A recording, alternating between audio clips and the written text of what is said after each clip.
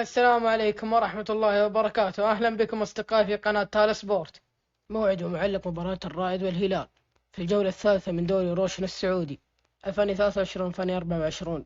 صديقي، قبل أن نبدأ، إذا عجبك الفيديو لا تنسى اللايك والاشتراك في القناة.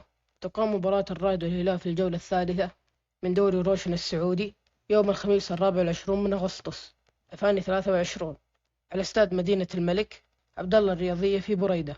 تنطلق صافرة البداية في تمام الساعة 9 مساء بتوقيت مكة المكرمة. الرائد في المركز 18 بدون أي نقطة. الهلال في المركز الرابع برصيد 4 نقاط.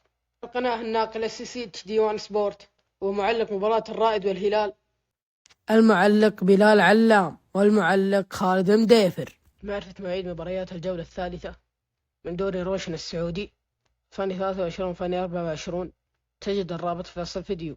الله يعطيكم ألف عافية أصدقاء تال سبورت.